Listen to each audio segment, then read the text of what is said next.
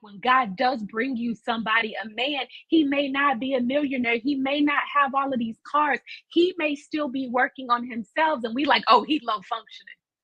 I just think that is so toxic. I think the mentality and I think the attitude is so toxic. And I think it's the reason why some women are probably still single is because they have this very unrealistic expectation of what this man is supposed to be.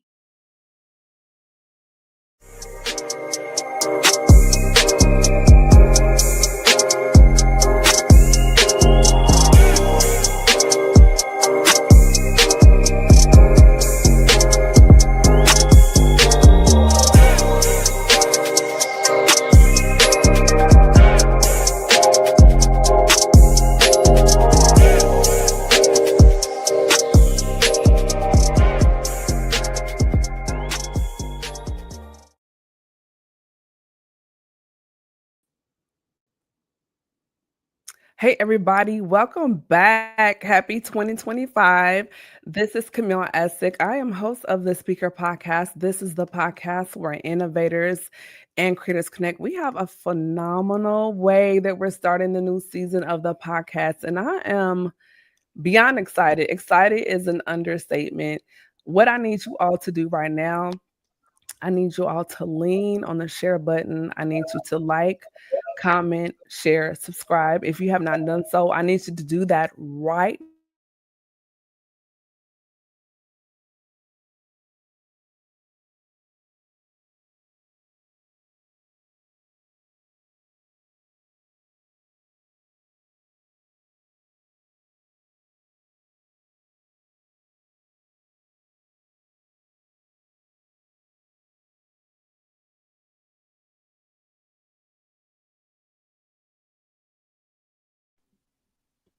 But just the intro of our guests on tonight. We have some amazing gentlemen here. We're just gonna go around round robin here. If you're not speaking, remember to mute your mic. We're gonna start just as I see you all. Derek, first of all, thank you for coming back and let the people know who you are and a little bit about what you do. Thank you for having me, Camille, and hope everybody's doing well. My name is Derek D. Ross. I am a brand strategist, publicist. Been working in the marketing field for about 20 years, but love all things fitness. Used to run track, so a man of many hats. And so thank you, Camille, again for creating the space for us to have dialogue and conversations and to share our experiences with others with the intent of hopefully helping someone else through any challenges and things that they might be experiencing. So hats off to you. Thank you. You used to run track, but now you're the king of Zumba. Something like that. Something like that. Something like that. Seals, my brother. What's going on, everybody? Thank you for bringing me on again. See, it's always a pleasure to come on here and support you in your establishment, online establishment. My name is Seals. I'm known online for Seals the Man. I talk about the mindset of men. I created a YouTube channel for my two young nieces so that when they grow older, they will have almost an online time capsule of what to look out for, the things they need to look for, and when it comes to relationships with men, decent men, and just, to have something from their uncle that they could look forward to in the future. So that's one of the many things I do. I won't list everything. I won't make this by myself, but I thank y'all all for inviting me, and look forward to this. Wait a minute. We just going to slide past the 100,000 plus subscribers. Like we're not talking about that. Yeah, I mean, I almost got 200,000. I'll probably cross that this year. Come on, mega church. Yes, I love it. And just to expound on that, I'll be making another channel where I'll be talking about the product mind development and personal development for people who are struggling with that, because I wish I had somebody to tell me these things when I was younger. So that'll be my second venture this year. So yeah, I'm humbly thankful. Appreciate you. When you launch it, if you want to collab or need a guest, I'm here. Let me know. All right, JT, let the people know who you are and what you do. What's up, everybody? Excited to be back for round two. My name is JT. I am a brand strategist, marketing strategist, and church consultant. So pray for me. If you know how the church is, you know you need prayer every day, huh? It's here. So I'm excited to be here. to embark in this conversation. I just pray I don't get too honest, and we go down a rabbit hole. So everybody here, if y'all feel like I'm going down a rabbit hole, just yell my name and I'm gonna come back up. That's it. That's my We like disclaimer. honesty. That's why you're here. I We know. don't mind. We don't mind. Rev. First of all, y'all, little backstory. So we call him Rev. Stanley Pounder is Master Chief. And so his wife, Reese, I met her in Naval Justice School and they weren't married at the time. So we were all naval shipmates. And I remember her before she met him, during when she met him, and after she met, and girlfriend just won't stop smiling. So he's my shit. Maybe he's also like my big brother because that's Master Chief, and we respect the rank, But yeah. So that's the connection, the Navy connection. So Reverend Master Chief Stanley Pounder, let the people know who you are, what you do. Oh man, it is a beautiful thing to be here. Definitely feel an honor to be around young kings in their own rights, and I say that they're kings. At least they should have been. Being a founder and pastor right now of InStep Connects, which is a marriage coaching seminar that we put together. It's a 6-week class. You already know that I'm active duty Navy. Also an associate pastor at my church, helping with the youth and kids. It was about 250 of those volunteers and youth. So I stay busy. Yes. And it's like a running joke. Thank you for your service. He understands. We hate that, but it gotta be a little petty. Minister Byron. Hello.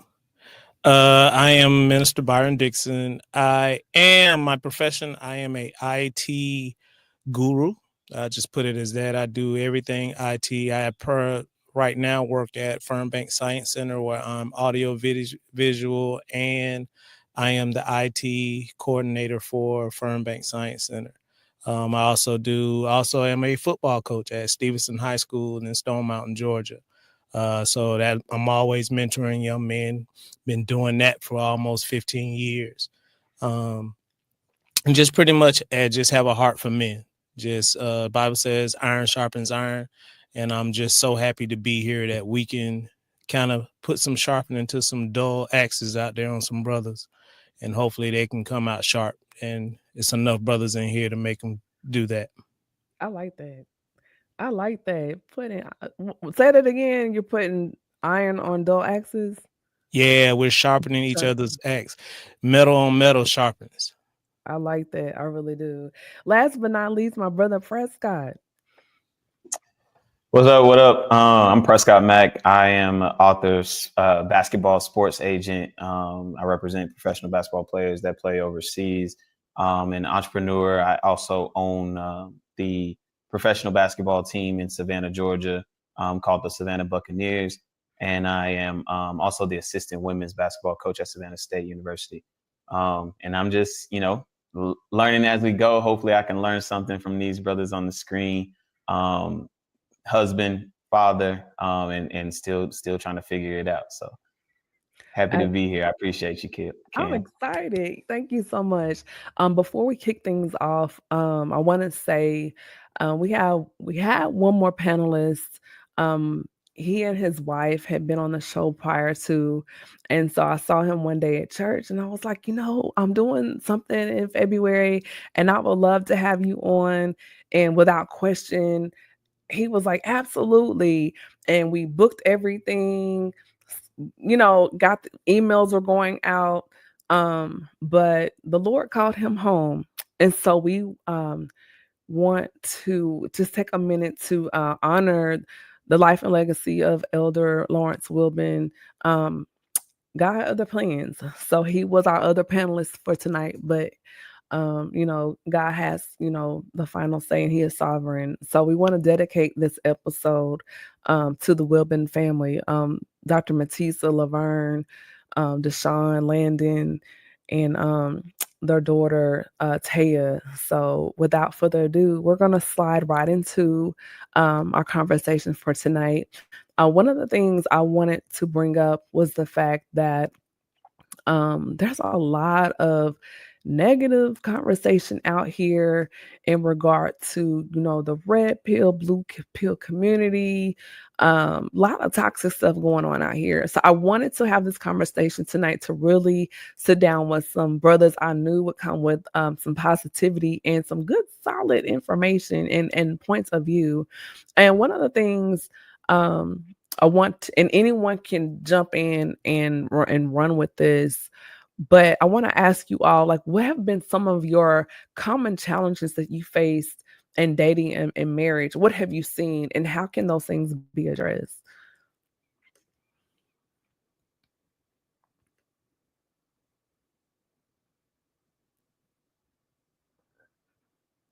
Just be sure to unmute your mic. Okay, I guess I'll start. The common challenges I think that most people deal with in marriages is becoming to a place where people feel like they lose their identity because two become one. And so I think a lot of times, especially as men are afraid of marriage. First of all, because what social media and society has put on marriage these days is everybody, what we bring to the table. What, is she going to be supportive of me? Am I going to lose myself? Will I lose my own identity? So I think the challenge is being open to communicate what you need and what you expect, and finding somebody who can mirror that and be there. Now, are you both going to be compatible in everything you do? No, but you got to be able to compromise. I believe my pastor was talking about this the last couple of weeks, being able to be in a place where you can compromise and feel comfortable compromising without losing who you are. So I think the challenge is these days is actually for men feeling like they're going to have some value and not just be a money pot, not just somebody to pay the bills, to be that provider, be that protector, but somebody who can actually, she's your best friend. You can talk to her. You can actually share with her, and she holds you to the end. Yeah, that's big. I think for me in my marriage personally, one of my biggest challenges was learning that that I have to go first and I have to be last. And so when there's like two people that have needs, and sometimes those needs depend on each other. So like if she needs if she needs like non-sexual affection to get to please me, right? Just we're grown in here to please me, but I'm saying I need the physical affection in order to give the non-sexual affection. Well, we both have conflicting needs, right? One needs the other, so it's my job to go first. Like I have to give her need first for me to receive what my needs are. So that was a big thing for me. And then I have to go last, or I have to be last, meaning when I walk into that house, everyone else in that house comes first, and then it's their job to put me back in the front. So I need to make sure wife, kids, they're all taken care of. Any need that I have when I walk through that door needs to be put to the back burner. And then once I take care of them, it's their job to put me back to the front. Right. So I think I was early in my marriage, I was making the mistake of walking through the door and thinking like, man, I've been working so hard. You should cater to me. You should take care of me. I've been out doing this and that, when in reality, I needed to walk through that door and say, hey, what do you need? And then once all those things are done, then it's my wife and my kids' job to make sure, okay, dad needs, replenishing now. And so I think my biggest challenge and lesson was to learn that I needed to go first and be last. That's good. I like that. Go first and be last. I'm gonna give you credit. Like the first 2 times I'm gonna use that, but after that, it's something that the Holy Spirit gave me. So I believe that when it comes up to marriage, and if I talk about both sexes, People want to be married, but they don't want to be a spouse. Oh, And folks that want to be married is no different than I want to be saved, but I don't want to be a Christian. I want to work at this job, but I don't really want to be the employee. I just want to get the benefits. And I think when you miss yourself within the conjoining of that union, you miss out on some things. A marriage can never fail when two people are trying to beat each other at who loves one the most. It'll never mm, fail. It'll also never fail when you understand that to be married and to be joined, you have to first do one thing. You have to be willing to die. And if you're not willing to die, then you can't say that you love that person. And we're not talking about a physical death. It doesn't always have to be like that. But you want to do something, and she or he wants to do something as well. When was the last time you died to yourself to what they wanted? And if both people are trying to beat the other one at loving each other, you're in competition with the Holy Spirit. Now you're in competition with God Almighty. Cause now you're saying, okay, I think I can love them better than you can, and I'm gonna do the best that I can to be the first one to do that. When people learn that, now you're learning how to be a spouse. Now you're learning how to be a husband or a wife. And it is my professional assessment that when people who want to be married, when they just want to understand the glitz and the glamour, that is the folks who plan more time in the wedding and not the marriage itself. That's the people that plan more time with the guest list, but not the people who they can call at 2 o'clock in the morning when they've had a fight. That's the people who have counted someone else's pockets as far as how much money they make, but haven't asked them, but can't count on one hand how many times that they've kneeled down before the throne and prayed for their spouse. So to be able to be married is to the willing to die for one another. And I think we miss that when we go into it, not saying I'm willing to die for you, not as a quid pro quo, but now we're into it as what do you bring to me? And I think we miss that. I like that. Rev, I'm gonna take what you said. I'm gonna remix it on the dating side. So I think for me and the challenges that come up with dating is I want to date, but do I want to be in a relationship?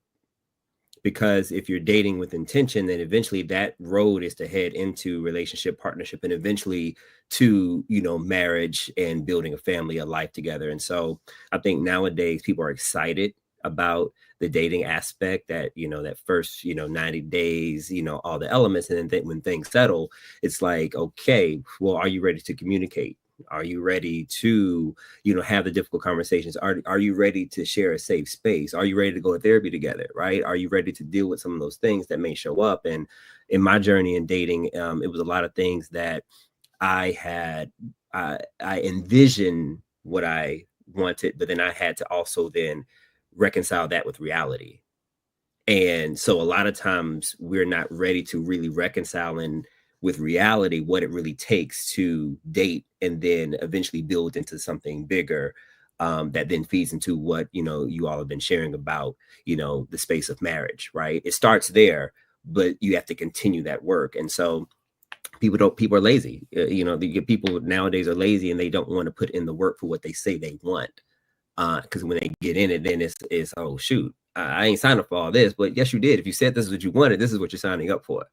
If you get a puppy, I got a puppy 3 years old now, but I was signing up for the cute dog and all the other stuff, but I was also signing up for potty training and cleaning up, S on the floor and all this other stuff that comes with it, and vet bills. But it's like all that comes with it, but you have to be ready, and understand that the rewards are going to outweigh the work if you stay in it. So JT? This is good. I'm literally listening.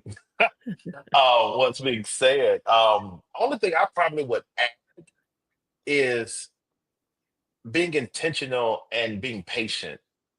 I think because society and even myself I love the new updates. I love ChatGPT. I haven't hired one of my assistants back because ChatGPT has, it's done some wonderful things. And I have to catch myself when I become impatient because I know one of the fruits of the spirit is patience for me to be able to wait. And being in a society where things come quickly, I think while certain elements of technology, certain presentations are quick, there are certain moments of our life that should never be rushed. And I do believe that when it comes to dating to marry or dating to get to know, take time, not setting a time frame like, okay, we done talked every day for the last 2 weeks. Okay, this is good. All right, now this is the third week. Now it's time for me to step it. No, let's move with this thing because one of my former pastors said you should date in all seasons. Because if you're in Atlanta, dating someone in the wintertime and dating someone in the summertime, it's always a hot girl summer happening, and how they are in the winter, it's different in the summer. I need to see you. I need to see you in moments where you're up and you're down. I need to see your aggravation. I feel like we don't put enough time in the preliminaries to ensure that if this is going to be the investment I'm going to risk all of this on, let me make sure I put my time into it. I study it and not force things to happen, not force us to go out somewhere. Because the truth is, I'm trying to hurry up to get to this so that I can get the yes and not the rejection. Because I'm not sure if I put this time in, they're going to reject me. I was guilty of that. Let's hurry up. Why am I hurrying? Oh, because if I lock you in, I'm going to get rejected. And the problem is, once I'm in it, I'm like, dang, now I'm committed. What the heck did I do? Oh, because I was moving too fast. So I really think just taking on that space of being patient, not being in a rush. Because at the end of the day, if you're a Christian, you believe God, if he decides to call me to my mansion, I'm winning. So I don't want to sit here and be like, I'm going to miss out because every day I'm excited because this is the day that he's made. So I'm excited. And if I get a partner and we're going to win this thing, great. But I don't need to rush on something that literally could be detrimental to my life, all because I want to hurry up and get somewhere or create this picture that everybody keeps seeing that truthfully is probably not even real. They just need the likes, they need the income, they need the engagement. Let me just take my time to really choose my investment wisely. That's good. You were talking about being rushed. I hear a lot of men say that they knew the person was their spouse when they met them, but they just wanted to wait and kind of vet them. So what does that process look like for a man? Because on the woman's side, we know what we're gauging and looking at, but what is that vetting process without breaking code, the G code? But what is that looking like as far as like, within whatever time frame it is for you? And that time it can be different for every man. But what are some of the things that you wish women knew that, hey, this is something that's important to us? I'll jump in. Speaking from the dating side, I'm not fortunate enough to be married like you brothers yet, but I know my why, right? So that's a big thing for me. I feel like a lot of our brothers need to know our why and how heavy is that why? How legit is our why? Why do we do the things we do? What's our North Star? Because a lot of us are just aimlessly dating out here. A lot of us are just aimlessly dating because we're horny. We just got off of a breakup. She dumped us, and now it's get back time. Like you brought up in Atlanta, it's city boy summer now. But the ones who are being intentional and having a fruitful future with a woman, one who wants a relationship with God being the foundation and being that back. What is your why, right? And once you know your why, you'll be able to direct yourself and your intentions towards that why. I was taught that a man without a destination is a lost man. Period. You got to have something. Because if you don't have anything trained on, your vision trained on something, you're going to be in the boat, just in the water, just going with the waves. And you know what happens when you ride the waves, you eventually crash. You eventually sink. And a lot of our brothers are going through that. I gotta admit, I went through that at one point in my life too, because I was, just wilding out here, right? Until I tightened up, sharpened up, became a real man through guidance and God's favor. And now I have a why. So I feel like a big thing with men who knows what woman is for them is because she fits, I don't want to say fits the agenda, but she fits the mold. She's of equal yoke. There's no confusion. It doesn't go against his beliefs or his morals. She aligns with what his vision is. So I will say that to you, Camille. Once you know your why, you'll be able to see your future. Yeah, and sorry, go ahead. Okay. I was just going hit it, brother. Hit it. I'm gonna sit and wait. I think you muted, my king. I was just going to piggyback on that a little bit and just say it's really about, like, God kind of called the wife to be a helper. And so if she doesn't know, if you don't know where you're going, if you don't have your vision, as Seal said, if you don't have your destination, then how do you know what type of help you need and what type of helper you need? And so if you have your steps ordered and you've already, like Seal said, your North Star, or you have God out ordering your steps, then you know what direction you're going. And if, this person that you're dating or this person that you're, considering to be your partner or your spouse, if they're going in a totally different direction, then that tells you everything right there. But if you have someone that's helping you be that GPS and taking you to that destination, then that helps you kind of weed out, the ones that are unqualified, so to speak. I was going to say that I don't know about you all, but when I first got a nice phone, it was an iPhone, and the case was so nice. I was confused as even if I should keep the case or not, because it was like you had a wrapping right here, and then it was how it was wrapped around. You had to pull this hard shell off, and then everything was clean on the inside. It was so clean, even though it was my phone. I wanted to wipe my hands off and get the grease and everything off my hands and pick it up all nice. And the cord was wrapped in a particular way. I mean, everything was how it was wrapped and packaged made me care for the phone in such a way that it had value, even though that the price was not more than what someone else would buy. It wasn't that it was very expensive, but the wrapping gave value to me versus if I went to Walmart and I got the track phone. That thing is right there on the shelf. It's not in the back room. It's right there on the little hanger thing. You just take that thing off. You get a little couple of scissors and rip that thing off. Track phone. Boom, there it is. You got it. So the wrapping of a woman is the thing that makes me choose her. When I saw my queen, how she was wrapped in the word, how she moved in the spirit. It had nothing to do with her previous life, her going to be life, or her current life. It had everything to do with the wrapping, and the wrapping made me care for her in such a way. I don't even want to touch it. But first, let me clean my hands, because I don't want to get her dirty. And then when I open up the casing, I'm like, oh man, I just want to keep the case. Even though we've been married in my eyes all of our life, the casing itself is such a thing that I want to keep that with me, just in case if I wanted to put my phone in a protected area. And for me, the reason why faith is such a big deal, because it tells me that the person has a line drawn.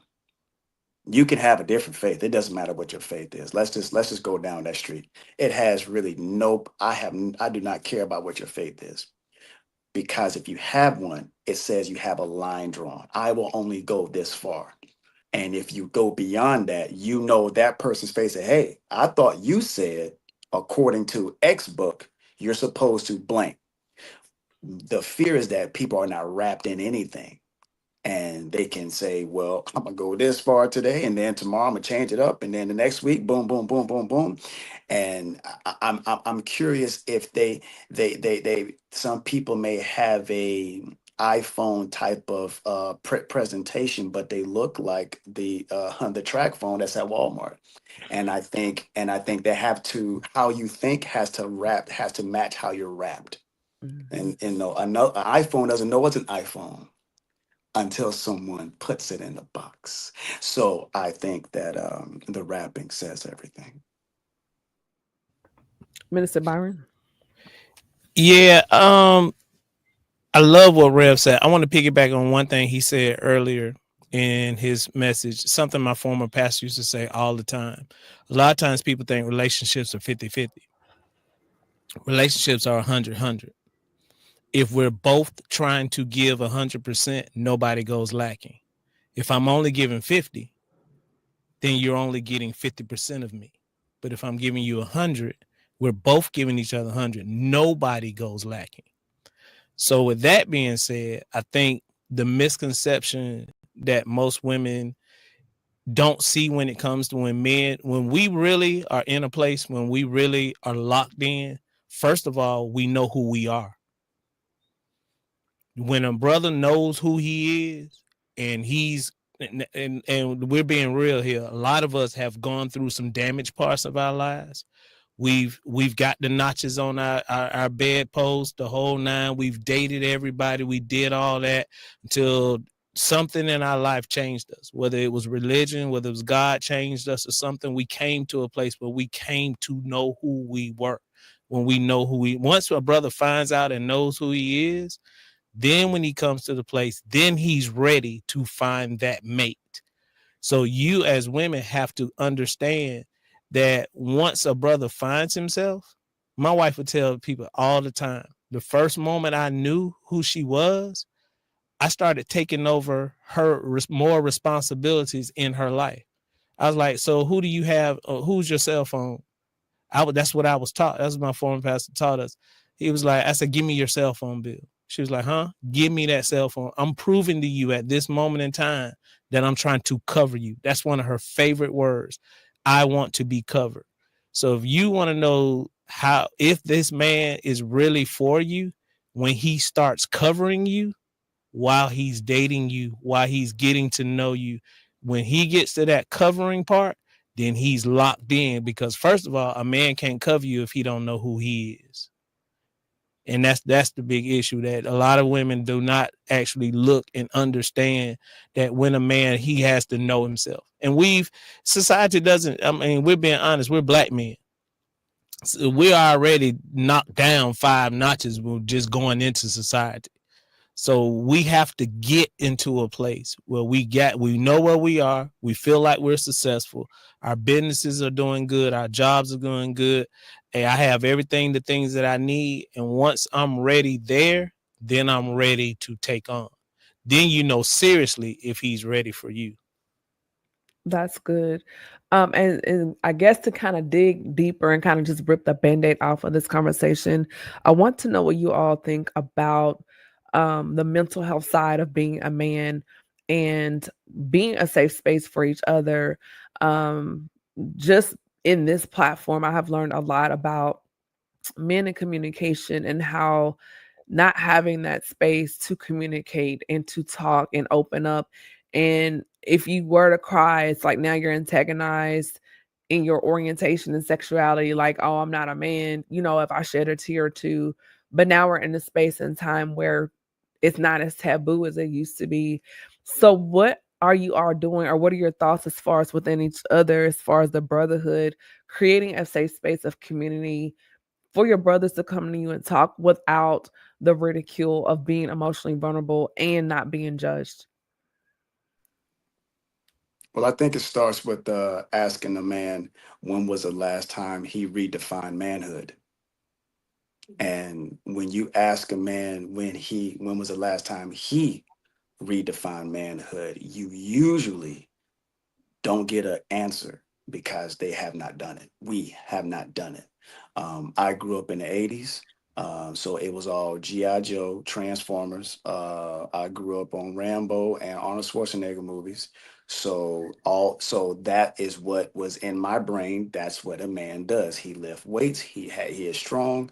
He knows how to have sex with a woman. He knows how to make her moan very well, and he knows how to make money. It had nothing to do with the emotion. And when I tried to show emotion on the playground, I got ridiculed for it because they're like, why are you doing all that? We don't do it like that. And I'm like, well, my mama likes that. You're a woman. My mama's a woman. Now I'm confused. So then I do what the girl on the playground does, be a little tough, be a little like this, be a like that. Okay, cool. Now I go home and my mama's like, where's my baby? What's going on? And now I'm confused because I want to be my mama's child, but I want to, but I want to holler at Shawty over by the swing set. You know what I'm saying? Because she got that skirt on. So it's very confusing for us. So then we get praised by the girl that we like on how tough we are, and then when it gets to the point to breaking that out, I wasn't praised on how vulnerable I was. I wasn't praised on how secure in my feminine side that I was. I wasn't praised on how I just showed my emotion. I was praised on the fact that I can take a lick and keep on ticking. I was praised on the fact that nothing affects me. I was praised on the fact of being strong, and my identity with strength was you can't see nothing on my face, even though I'm broken on the inside. So I would hate to say it like this, and you can bleep it out if you want to. Men are broken because of women, but that's only because that's all women knew. Oh, And wait, hold on. women take a time Wait to a minute. step back. Yeah. When men are broken because of women, but that's only because that's all women knew. Most girls grew up with doll houses, so she was learning how to be somewhat of a wife throughout that time. We had army men. It's kill or be killed. Look, this video game is life or death. So now that we're together and we got these two worlds clashing, you want me to act like how your Ken doll was in the fantasy world you have, and I'm trying to get you to act like the girl on that VCR tape that I press play on, huh? So it's extremely confusing. I mean, think about it right now. A great number of women is not flaunting themselves to the guy that is caught in his emotional state. They're flaunting to the guy that looks like he can fight a bear and take his coat. So it's very confusing for us. Equally so on the men's side, but we're talking about men right now. So that's what it is. And I think we just need to hit the reset button and come and say, okay, how do you define manhood? And you have the autonomy to redefine it now that you are of man age. And I think we find safety in that woman's arms that allows us to just let me redefine it. Today, I just want to say I don't feel like it. Today, I want to say I want to quit and not be held against it. Today, I just want to say, man, can somebody just take care of me? Can I be the pampered prince today? Can somebody just drive me around? That's what we want to say. But do we have a safe space to say it without these new terms? Or you acting sassy, you acting that. And when women say that, all you did was shut us up. And it didn't mean that you shut us up because we don't have anything to say. We just don't have anything to say to you.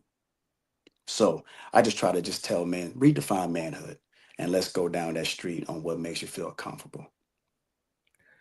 That's really good. Derek? Listen, I'm listening. I'm taking it in. I think it's creating the space to what Rev said, is where we have to unlearn a lot of things as we get older. I'm still learning and still uncovering traumas from when I was younger, and how I show up today and what that means for me and how I show up in different spaces. I have an avoidant attachment style. Just really understood what that was maybe a month or two ago, and how that shows up in my communication and my relationship and friendships. And the Homer meme where he's walking back through the trees when things get very heavy emotionally, when I feel rushed, when I feel pushed to certain things, and it's a lot more in depth in that, but this is just high level. I shut down emotionally or I pull back. If I feel forced into making a decision that I haven't made the choice to choose, right?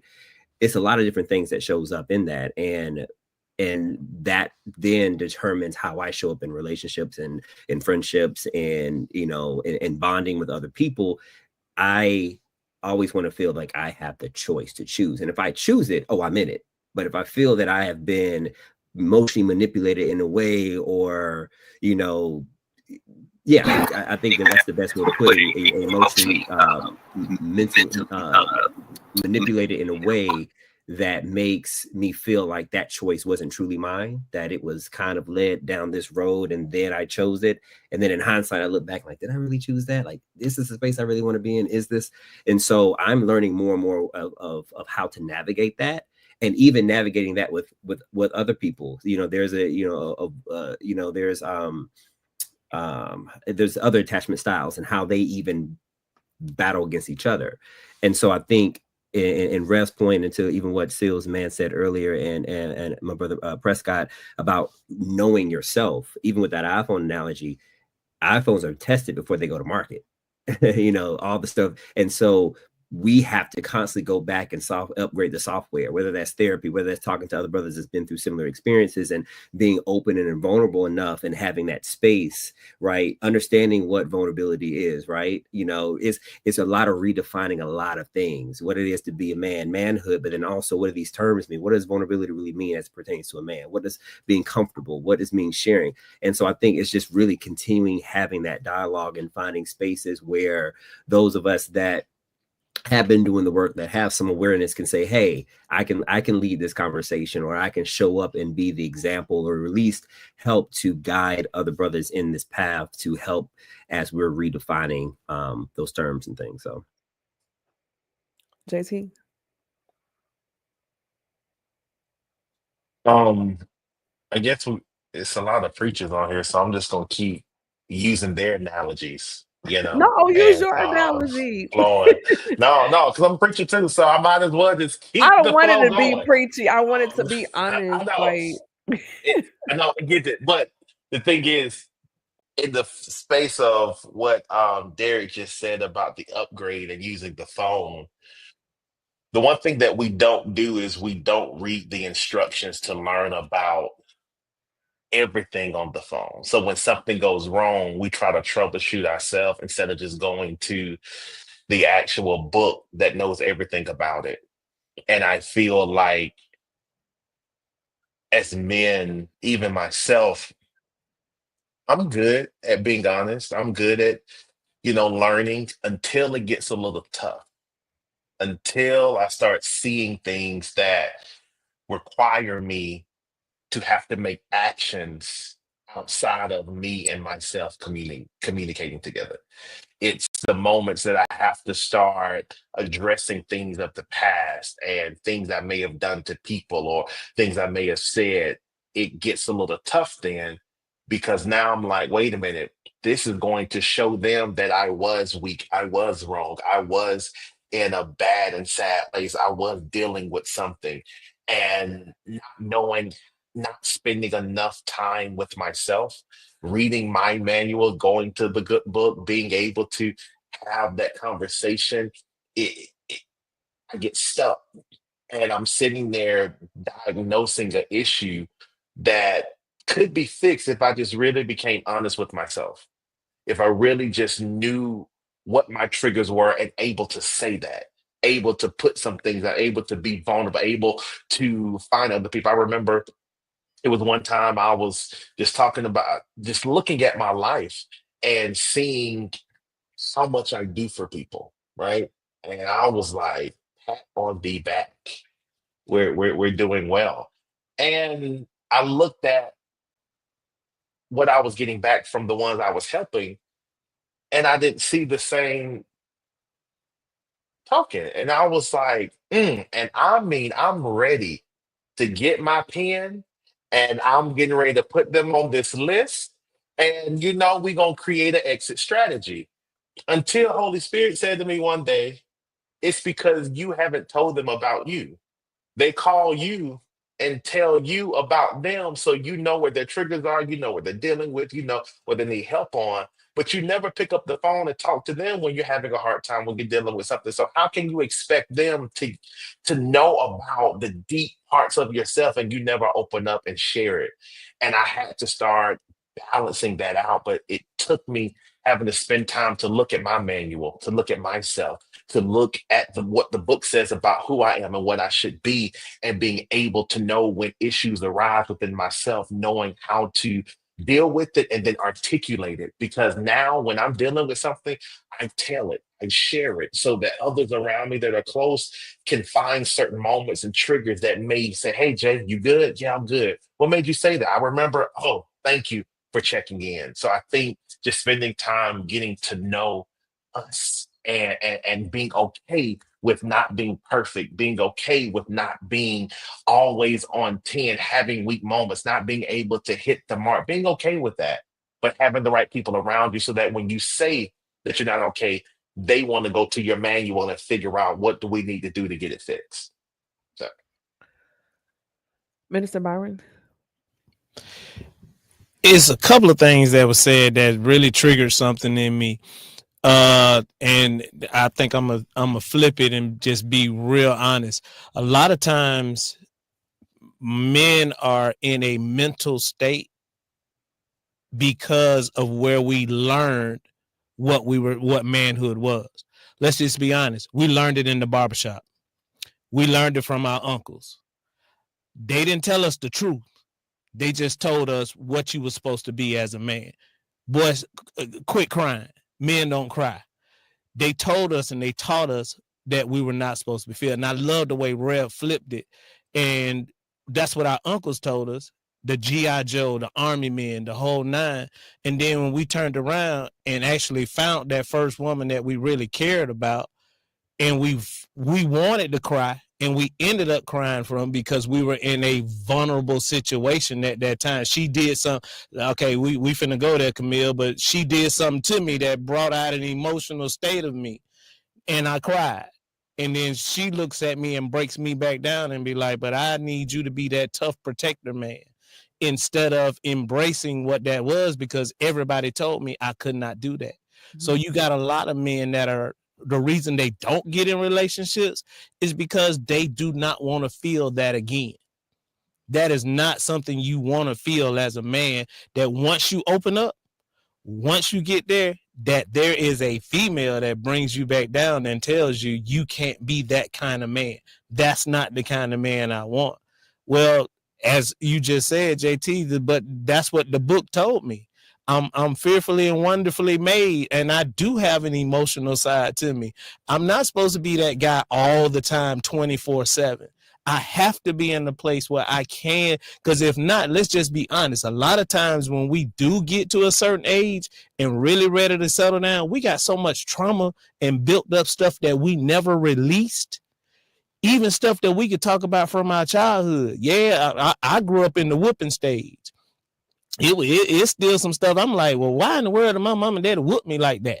Why did I have to go through that? And then I'm really going back and forth. Well, do I want to take that on my own kids? Because that's the only way I knew how to raise. So, hey, do I do the same thing? And now, if you lived around a lot of toxic relationships growing up, you was like, hey, you saw your uncles. Hey, I saw him get rough with Auntie a couple of times. Was that how my relationship's supposed to be? I ain't never see Uncle cry. I think what we actually saw, what we actually dealt with as men, we never found the safe place that somebody really defined what a true man is, that we can be vulnerable. I love the way Reverend said it, is that some days I do want to come home and just be like, hey, can I be the pampered prince today? Can you just take care of me today? Because you don't know, let's just be real. In the time we live in now, hey, I might have just got stopped by the cop. Do you realize on the way home, he pulled me over and I just had such an anxiety of, was this my last day as a black man? Or I just went to the mall and was looking for a gift for you, honey, and I got walked around the whole store because they thought this black man couldn't afford nothing in this store. So we dealing with so much racist stuff going on and so much emotional stuff that we can't let out. So you want to be with someone that you can be comfortable with, that you want to be in a place. You got to have that prayer partner brother. You got to have that brother that you can talk to, that one guy. If it ain't just with one guy, sometimes it might not be your spouse. It might not be that female, but you got to have one brother be like, hey, man, hold me up today. Because, man, the day was rough. The day was just something I couldn't deal with. And I can't put it on social media because now I'm going to be labeled. So, but that's what we use social media. Now, social media has become our post now. And men have come to that to say, I just put it all out there on social media. You read the comments, you be like, man, he just got bashed by 50 women just because he said he had a rough day. So I think coming into that place, men actually need a safe place too. We have to have a safe place to let all that out. Marvin? Yes. Or go ahead, Sis.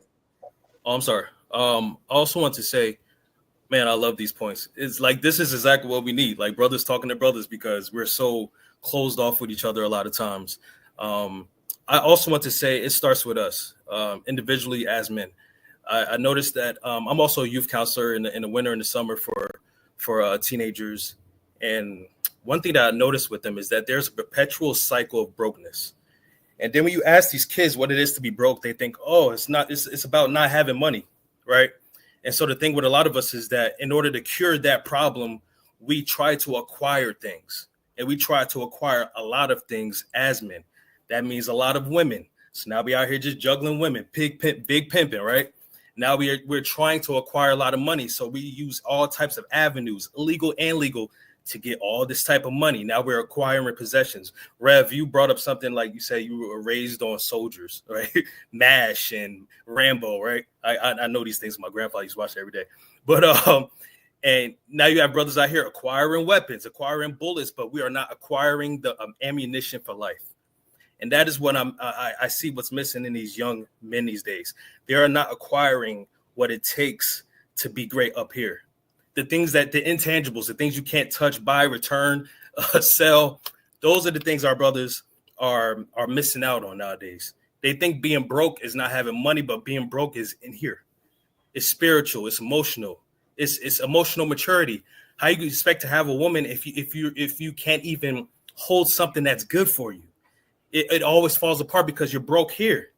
When you're broke inside, everything around you is going to break too. So I find that in a lot of our men today, and I was once that man, so I feel like one of the biggest problems, which is a root to all the things we talked about today, is being broke on the inside. Because there's a saying, when you break a mirror, even when you put those pieces back together, you can still see those cracks. Well, I would rather be that glued together and you can see my testimony through those cracks. But a lot of us don't want to put the pieces together. We accept our fate. We accept us being broken, shattered glass on the ground, and we remain broke. So I think that's my message for this year and on for a lot of our young men is to realize where you are in your life, realize the things you need to work on, realize the reason for your prayers. The thing that's on your mind when you wake up every day, that might be the reason why you are in this broken state, and you need to work on that. You need to approach that. You need to face that. You need to fight that. And once we get over that, then we'll be on the road to fruition. But until that, a lot of us will remain broke, and we will create broken generations through our children and our grandchildren. And we're going to continue to talk about these things we're talking about today, So that's one of the biggest things I think we have to nail on when it comes to our young generation of men.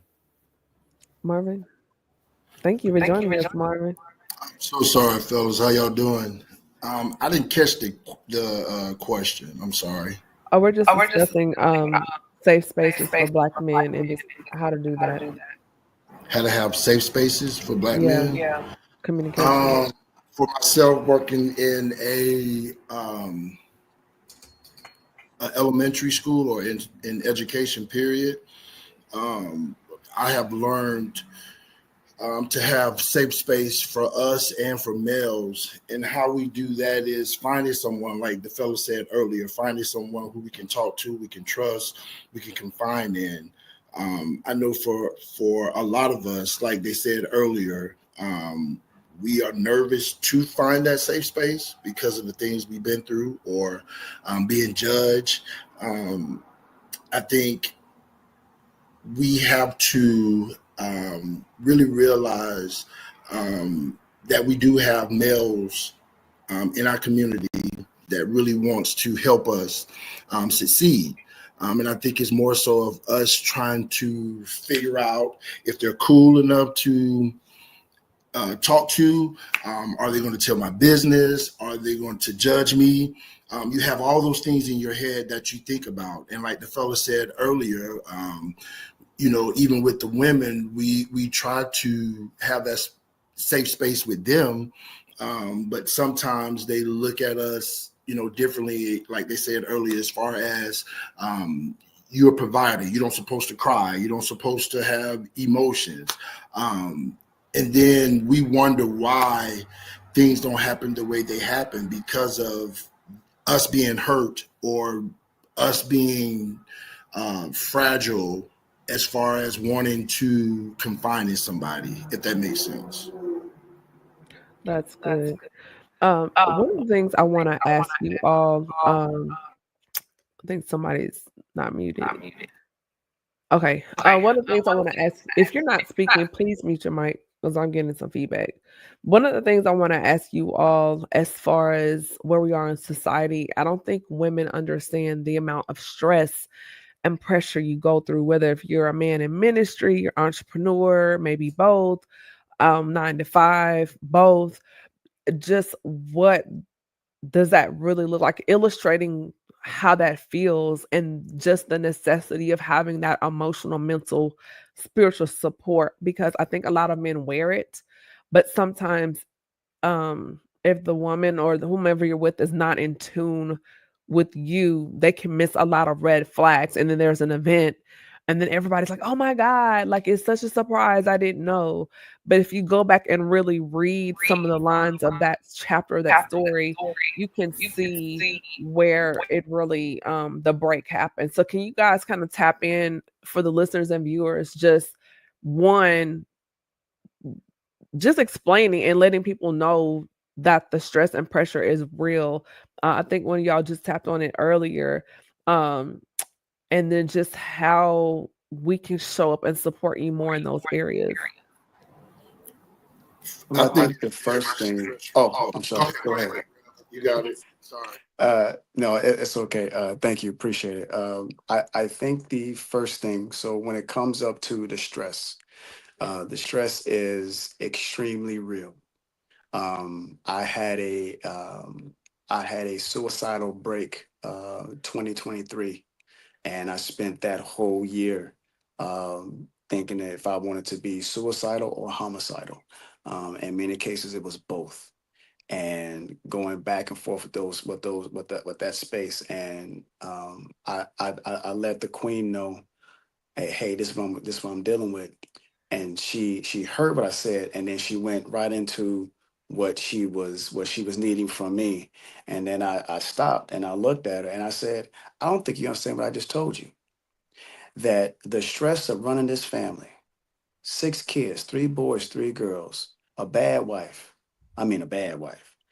The running a career, holding up a ministry, so being the emotional support from a mom, and all the issues I'm dealing with when it comes up to race now culture, when it came up to still the effects from 2020, when it comes, I've brought up all those things, and I say, and you're asking me for help right now. Do you not see? So when I got through all that, I had to just leave the room, and she came down, and she was broken. And she said, I had no idea you was going through that. And I said, and I'm thinking to myself, but I told you. And I don't think sometimes it registers. And this is because of how we're raised. And let me just, I'm gonna try to say this as briefly as I can.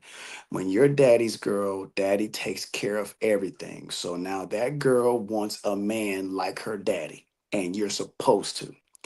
When mama's around, my baby ain't gotta do nothing. I'm gonna make my baby's plate. I'm gonna make sure his clothes is done. Boom, boom, boom, boom. So when he grows up, he wants a woman like his mama. Both of those are fine. Both of those are fine until there's an emotional disconnect, and then there's a need that doesn't match how you grew up. And now there's a confusion. And when that confusion happens, there becomes chaos because now you're displaying something I'm not used to. My dad never dealt with that. Well, something must be wrong with you. Why you can't listen to me? I can always go talk to my mama. Well, you're a mama's boy. Well, I didn't marry no daddy's girl. So now we're fighting each other, thinking that each other is the problem, not understanding that the problem is the problem. And if the problem is the problem, then we need to step back and say, okay, what is it that we're really dealing with? So to answer your question as briefly as I can, when it comes up to those mental stresses, is extremely hard. There is not a man on this line right now that doesn't see a woman working at Walmart and saying, man, I have enough money right now to take that woman working at Walmart, get her a house, get her the clothes that she wants to, get the car, take care of the kids, work for this company for 30 years and be able to retire with a pension. That woman went around and saying, girl, I found somebody who can take care of me. That is the extent of it. That's it. None of that deals with, I found somebody who I can lay my head on. I found somebody, this man right here, I can take that emotional stress away from him. Those things are not highlighted. They're not spoken about. It's usually what you have in your wallet or how short your dress is. So those spaces are difficult. And every man on here, I know that we can all relate. You don't want to be the one that your wife is financially taken care of because there's a piece away from you. You don't want to be the one that is crying because you're still dealing with the time that cop pulled that gun out on you because now there's a piece from you. That is going to be hard to really come to grips with. And I think it goes hand in hand with the previous conversation. We have to redefine what we think relationships are and manhood is. Grandmama, granddaddy stayed together for a long time, but granddaddy was Rolling Stone. So do we really want to have that relationship? No, we do not. Longevity does not equate to connectivity. So you have longevity, but not connectivity. So I think we just have to redefine it, but it's definitely hard. No one on this line can say that being a Black man in any country for that matter is going to be easy. Yeah, I'll piggyback on that a little bit because I feel I also, like Derek, I'm a fearful avoidant. I have a fearful avoidant attachment style, which means I'm a anxious avoidant. And where that stems from is really, home and childhood. Just because we didn't talk about issues, we just kind of brush, like, we get mad at each other. Like me and my mother would get mad at each other and argue, and then there was never an apology or any reconciliation. We just, it was over with. Like you go to your room, I go to my room. Next, when we see each other again, we good. Like we don't talk about it. We good. And still kind of do that to this day. And I learned that my wife has a very healthy attachment style with everybody else except me, because I have a fearful attachment style. So she has her guard up when it comes to me. So I've learned that when I was trying to express myself, she was also avoiding. Like she also had an anxious attachment style towards me, and I would get upset learning that. Like I would even say, like, hey, you are like pleasant with everybody else. Everybody else can come to you and talk to you and open up to you, but as soon as I do, you don't hear anything that I'm saying. And so we had to do the work, just like the analogy with the iPhone. I'm not, if you look at previous episodes that I've been on the Speaker podcast, I'm not the same man that I was before, right? So I have to also take these times to learn. At each update, I got to relearn myself, and I got to relearn my needs, and I got to relearn how to communicate. but also I have to do that with her, and she has to do that with me in order for us to be able to continue to communicate and not be toxic for each other. The other part is learning how to be vulnerable really stems from just me personally. And this is no knock to my father. My parents divorced when I was really young, and I know my father. My father loves me. I have a good relationship with my father, but he wasn't around all the time. And I didn't have like a good, clear, healthy view of a father, which is what God is supposed to be to us. And I think the problem with men is we don't understand that, hey, God is really trying to be our daddy. Like, and when I think about my son, like I can hug, kiss, love, and nurture my son as his dad. And when I learned that, like, okay, when I'm going through something, God actually, He's not saying, hey, shake that off, like pat me on the butt. You don't cry. No, He wants to coddle me. He wants to hold me. And we don't picture that. We don't picture that when we pray. We don't picture that when we think of God, because we think like we're stuck in our masculinity, so to speak, instead of like going to Him in a surrender of, that is my Father, and I can literally fall and break down into His arms, and He's going to hold me, and He's going to love me, and He's going to kiss me. And that is not in any way, shape, or form gay, homosexual, anything, because that is my Father.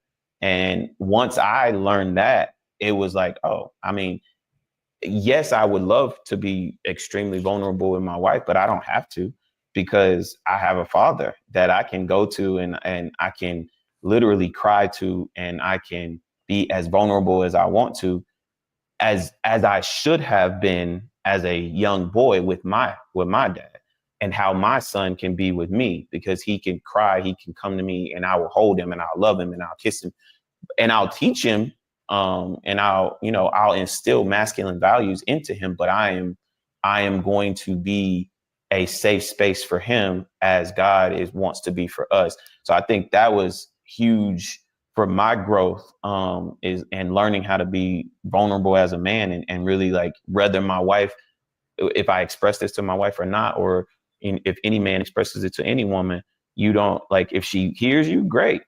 But if she doesn't, like, you can get it out in confidence, because you went with the authority of God, and you've already been reassured and validated by Him. So I don't need to be validated by you, because I know my feelings are validated. Minister Byron. Man, that was good. That was good. You said some good stuff right there, because I think a lot of times we do mistake, especially the nurturing part of being a man, because sometimes we don't know how to be nurtured because we've never been nurtured. Only person nurtured us was mom. That's why dad took you to football practice. Dad took you everywhere. Dad took you all this. And you get on national TV and score your first touchdown. You say, what? Hi, Mom. Why not say hi, Dad? Dad the one did, because Dad was never nurturing. So I love the fact that what he said about God being that nurturing person for us, God being in that state for us. And I think a lot of times as men, we got to get into a place where, first of all, we do go back to the Father to be. That's one of the key things that I love, especially when I'm doing men's ministries. If you ever go to Genesis and you're ever reading what happened in the garden before woman was ever created, we had what we call cool of the evening moments. That was when man named all the animals. That's what God told him to do. So how did he have the intellect to name all the animals? Is because he got his instructions the night before. In the cool of the evening, he met with God. Problem is, we've never been taught to have our cool of the evening moments. Men, we have a straight connection to the Father to get our instructions for that day, how to love our children, how to love our spouse, what to do on this job, what to do that. When we can go to the Father on a daily basis on that one, that was just a good, honest moment we had with God to be able to be vulnerable and for him to say, son, I hear you. I know what you're going. It was rough. You saw that long neck animal and you just couldn't come up with a name for him. We're going to call him Giraffe. It's okay. You got this tomorrow. So name him Giraffe tomorrow. Thank you, Father. And when you wake up in the morning, you just went on your daily known to start naming all the animals. We lost that connection where we had those cool of the evening moments. And I think every man has to get to that place. I love the way Prescott put that. You got to get back to a place where you got a connection with God, where you got a connection with the Father, so you can be in a vulnerable state. Because let's just be real. You're not going to get it from your spouse all the time. Rev said that earlier. You're not going to get it from another mate all the time. So I think strong, we're putting something out there in the world that the world don't want to hear. That men can, first of all, be vulnerable, that we can be in a place where we need to be nurtured and that we can be nurturing. Because a lot of times the same thing we did, it's learned behavior. That's how we were raised. So that's how we raise our boys. Hey, man, suck that up. No, you might not want to suck that up today. You got the right to be there. And I love the way Prescott said, I still could teach you masculinity. But I also can show you that you do have a soft side. And I can show you what to do. Hey, son, let's pray together. Let me show you how to get in tune with that nurturing part. Because a lot of times you can get messed up with mama. Mama gonna cover you. That's what mama gonna do. But God's gonna protect you. So you can go back into this world and deal with what we deal with. People don't want to realize that it ain't easy being a black man in America or in any part of this. Rev said in any part of this world. It's not easy. It's stressful. With that whole Black Lives Matters, if that didn't teach every black man, I believe every black man got into a moment of vulnerability at that moment in time when we saw that brother holler out for his mama. Every brother had that moment where they were saying, I've been there. And it was just because I was at the wrong place at the wrong time, but I had the right color and they didn't respect what my color represented. So I had to deal with it. And we deal with that on a daily basis. So I love that part, Camille. But man, Prescott, you brought something up on me. I might have to dig on that. Yeah, I like that. That's really good. There's something I want to ask you all, Derek and Seals. I want you all to take this first. And we've talked about this before, but I want to bring it back around because it just seems like something we need to continue to dig out. The term I call it performance exhaustion, where it's get the money, get the woman, get the check, get the awards, get the house, get the car. And it's a way to compensate or band-aid some of those other stresses, hurts, and pains. And why men do that. And I want to dig deeper into that question as far as you do it, but then you're gassing out and then there's a crack and you may tap into a vice, whether it's something you're watching, maybe something you're putting in your body, some other type of vice to try to dull or null that pain. So Seals and Derek, just to jump off this segment, as we turn the corner in this conversation, as far as your perspective, as far as how men are dealing with performance exhaustion.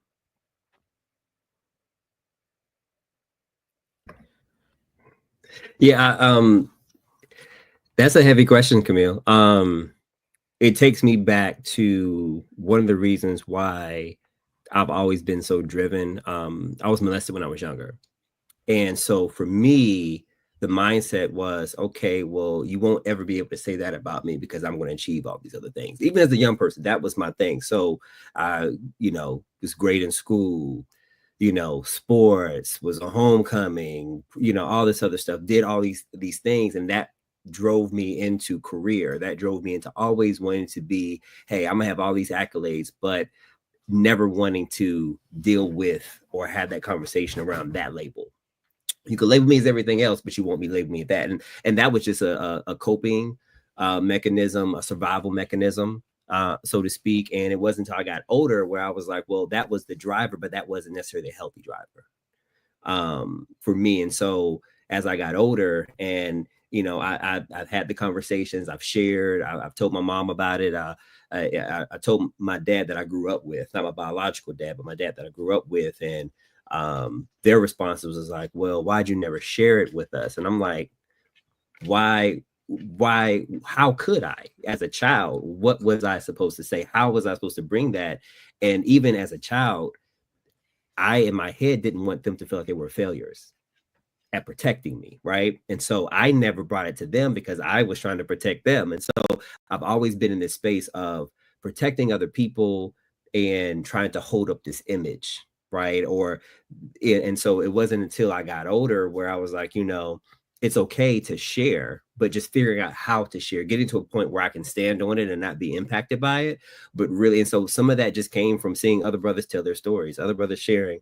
And so for me, that's what the driver was, that performance mechanism of having to always show up this, and code switching in different rooms, even, when I was in high school, I was friends with the white kids. I was friends with the folks in the hood because I grew up in the hood when I was in Winston-Salem, and so I could code switch and switch around with a lot of different groups, but I never felt like me because I was always trying to show up and perform in these spaces, and that went into career and how I show up at work, and always wanting to be the one that solves everybody's problem, but not standing up for myself. And so over time, I was able to get to a point that the more I spoke up on it, the more I could hear my voice back, the more I felt more confident in saying, holding boundaries and spaces. And so as I shed a lot of that performance stuff over time, going to therapy, opening it up, being comfortable about talking about it, the more I could feel myself kind of regaining that power and being able to now shift from performance and just being present and being me. And so that's been, and that's a constant journey, right? You get triggered, you go back to some old ways, but that's a constant journey for me that I am, still navigating and still finding my way through as I hit different seasons and different perspectives in my life. So. Seals. Those are great points, D. I'm gonna bring up something I feel like we all have gone through because I've heard all of you, and I feel like y'all all live some sort of busy lives, right? Where you kind of outrun yourself sometimes. But for me, I would say that a lot of our type of men, we are so busy with ourselves and our lives sometimes that we look for quick fixes instead of quick fixes. You could equate it to Band-Aids, right? We look for quick fixes so that we can get right back on the road, right? Instead of figuring out like what's really wrong with us and taking the long route to fix that. I kind of remind myself to like NASCAR or any kind of like race game where like the car is going fast, right? But it has to stop at that pit stop sometime. It can't keep going because you're going to burn yourself out. And that is what I do a lot. I'm still working on it. God is still working on it with me because sometimes I try to outrun myself and not realizing that I'm burning myself down. I literally just got off a break. I didn't do any videos or any content for like 2 months because I was just like, I lost my why. I lost my reason to the why I'm doing this incredible thing that God has blessed me with. And I always said, once I lose vision of God in my work, then I need to stop. I need to recalibrate. I need to reconfigure. I need to make that pit stop because now what I'm getting into is some sinful things. Because if it's not God, it's sin. So I start to realize, like, what am I doing it for? The money, the exposure, my brand. Like, I need to realign back with God, right? So sometimes I can outrun myself and end up outrunning my blessing.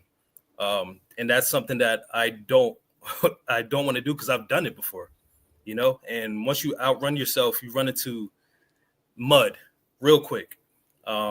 So I love what you said, D, because you're very vulnerable with that, especially about how people label you based on your history. And sometimes your history repeats itself if you do not stop and give yourself a break and realign and reconfigure and get that connection with God once again. Some people think like that we have this eternal connection with God and that is perfect all the time and that we're always holy and always sometimes you mess up. Or sometimes you can get so happy with how things are going with your business or your career that you lose sight of the reason why you're in this position, right? Because we're human. But man, once you realign yourself, those clouds open back up, and now you're no longer burnt out. Now you're remembering the why, and now those blessings starts to pour back in.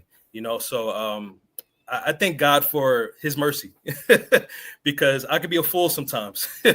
This human experience is imperfect, but I know my relationship with Him is perfect. So I always try to tell people that when you're noticing that you're burning out more and more again, remember your why with God. And that is the ultimate, because it is unlimited. We are limited.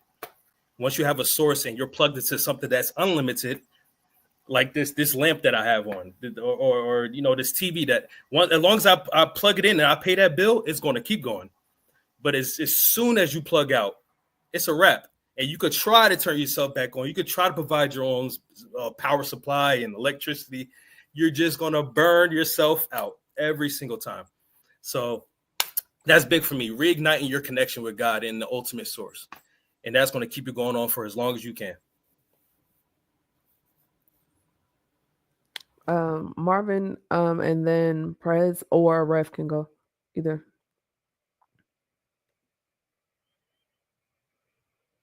Go ahead, Rev.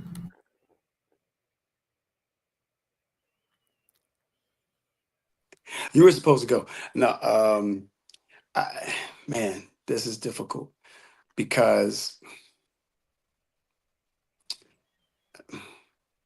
I think it's difficult because when I'm thinking about like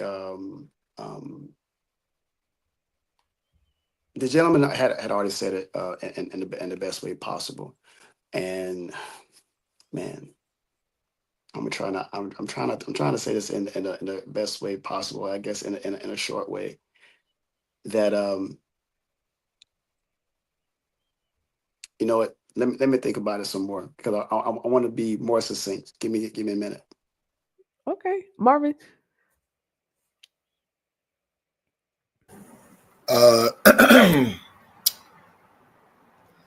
I'm like D. My history has afforded me to be where I am now. But like D said, there are times where it comes back up, and they remind you every chance they get. So knowing God and understanding who He is and who you are in Him allows me to continue on that path. Of course, like Seal says, we get off track and we, just try to focus on other things so we don't have to worry about those things that are still hunting us, if you will. And so for me, I just try to stay focused, stay on the right track to keep my mind focused on that, so I don't lose my why. Because I have done that before as well. Like Seal, you lost your why because you listen to other people, you listen to things that are going on, and you're trying to stay abroad, or you're trying to stay, I won't say with the Joneses, but you're trying to keep up, if you will. And so sometimes that allows you, because you see your brothers doing what they're doing, and you want to do the same, or you want to be on that level as well. And sometimes because of your past history or what have you, or whatever the reason may be, it just never gets to that point.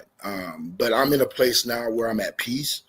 It took for me to leave Tallahassee, Florida, to come to Atlanta, to realize who I really am in Him. And so that's where I am. And that's how I kind of try to stay focused with that, and having the right people around you to help you stay focused with that. I think that plays a big part in your focus and what you're doing, making sure that you guys are huddling up to find out where you are, where your mind is, and how you operate, and what can I do to keep you on the right track. And so that's how I kind of deal with mine. Wow. Y'all, we have unpacked so much here. I definitely want to bring you all back. I guess will be part 3, 4. I stopped counting. just because I just really enjoy having you all here.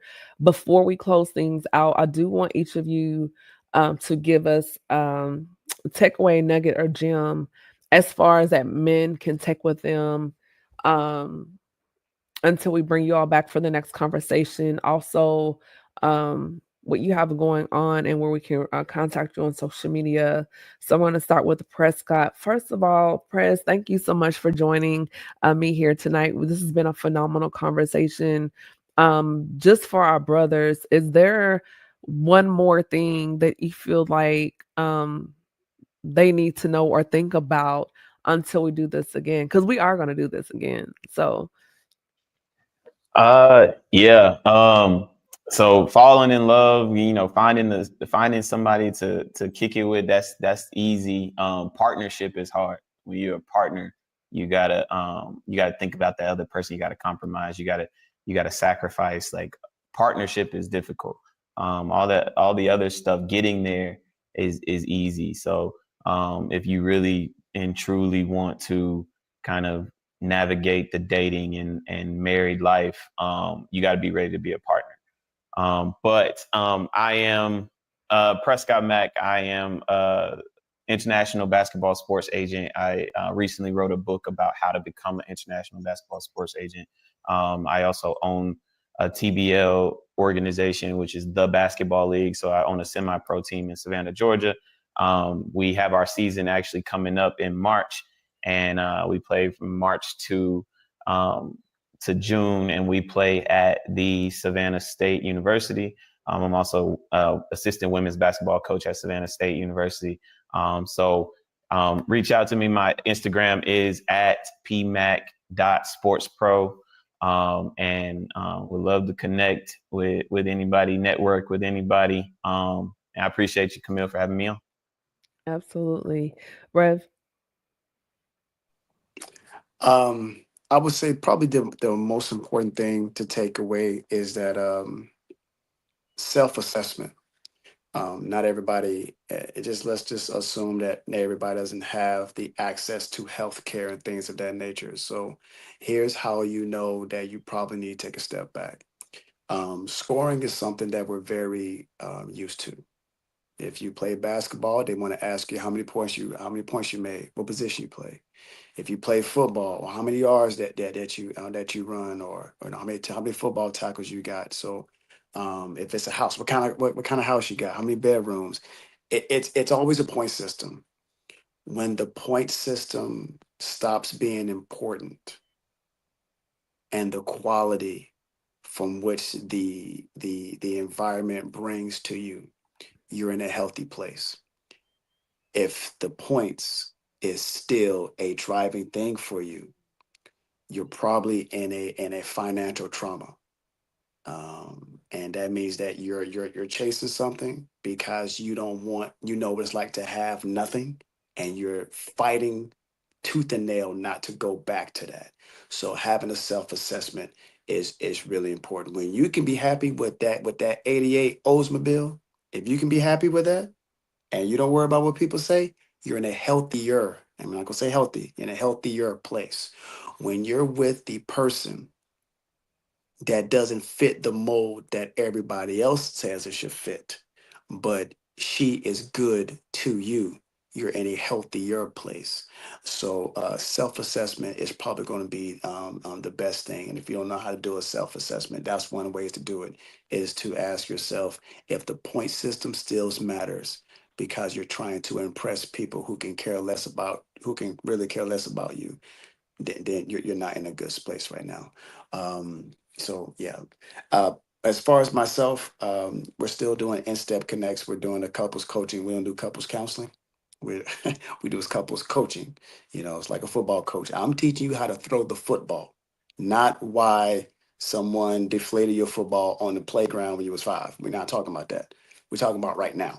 So we do couples coaching. So we got a couple events coming up with that. But my job is very much so connected with not only just the military, but our ministry. What was that, Queen? How can they reach you? How can it reach me? Hey, Reese, that's my friend, y'all. I'm I'm sorry. always talking to the queen. Yes. Everyone can reach me on getinstep at yahoo.com. And I'll put my contact information out there because you never know, brothers. We know we can always connect.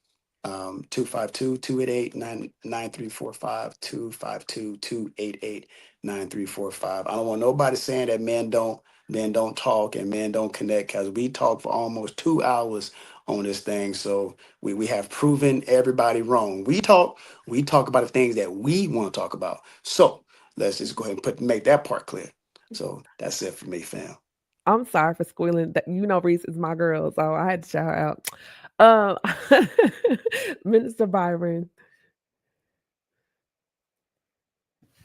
Okay.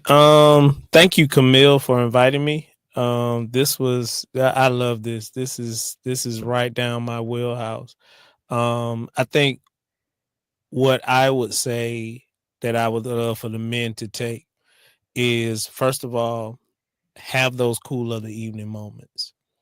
That's your God-given right as a man. You have the right to get right in that connection with God, to be in a place where you can get your strategies for your life, because we as Black men have to be healthier in all, Rev said it, in all parts of our lives, our spirit, our physical, and definitely our mental. I think we ignore the mental so much because we're trying to go through life being the provider, being the protector, being the man. That's what society tells us we're supposed to be, the man. But sometimes the man can be the weak one. And so you have to be in a place where you can find connection. I love, man, Prescott, you blessed me with that. You got to be in a place where you can get with God to understand that I can be vulnerable with him. So I love that point. I think that was just the key point for me tonight, is that I do have someone that I can go to, that I can let my guard down, that I can be that vulnerable and, as society say, that weak man. But he's still going to love me, kiss me, and then he's going to push me right back out that door the next day and say, go be the great man that I've called you to be. So I think that's the point that we got to realize, is that we do have someone.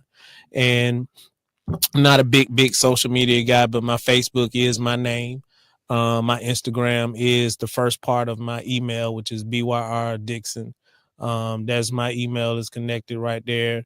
Like I said, I'm a football coach. I do IT, audio, visual, and do a little catering on the side, doing some chef stuff. I'm a grill master. So, reach out to me if you got some things you want to do. I just love living life. I'm enjoying this part of my life right now. Once you hit that 50 range, you kind of start looking at that hill of life, and I'm just really starting to enjoy it. So, yeah, and Camille, I appreciate it. Thanks again. This was great. You're welcome. I gotta have you back so you have your own episode as well. I'll reach out to you, Marvin. Hey, earlier I didn't introduce myself. I'm Marvin Boatman. I am a behavior specialist here in Atlanta. I'm also a fashion consultant. I also have a nonprofit organization called the Kingsman's Club, and we service young males and we teach them etiquette, grooming, dress for success, and some other stuff as well.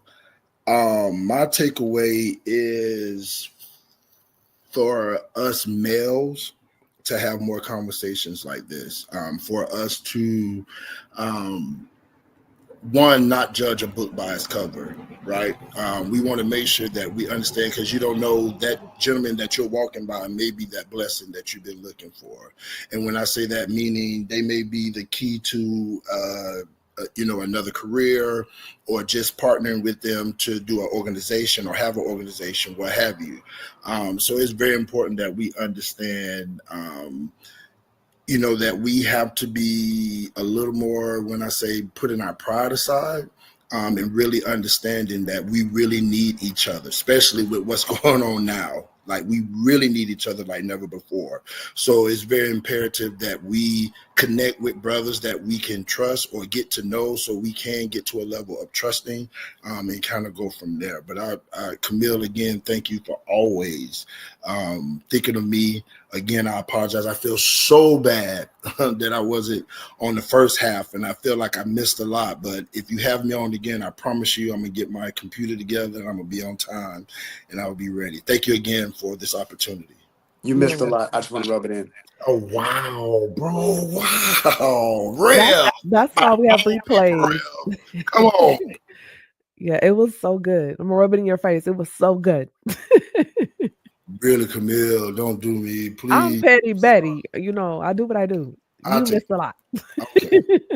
It was good.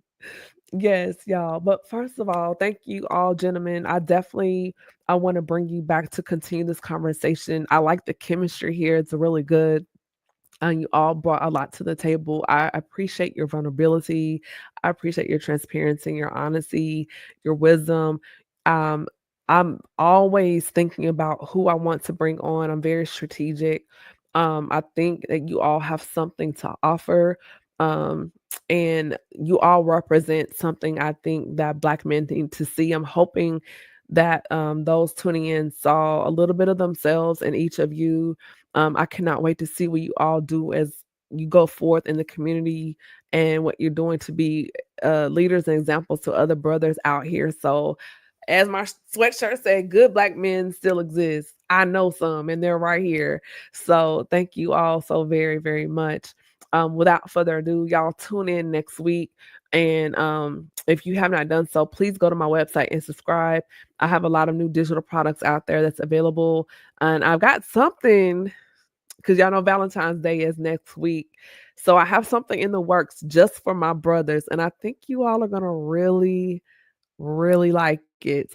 Really, really like it. So that will be coming out. And I'll be announcing that next week for Valentine's Day for the brother in mind. With that being said, y'all, this is Camille Essick. I am host of the Speaker Podcast. This is the podcast where innovators and critics connect. Until the next one, be blessed, be safe out there. And I love you all. Good night. Bye-bye.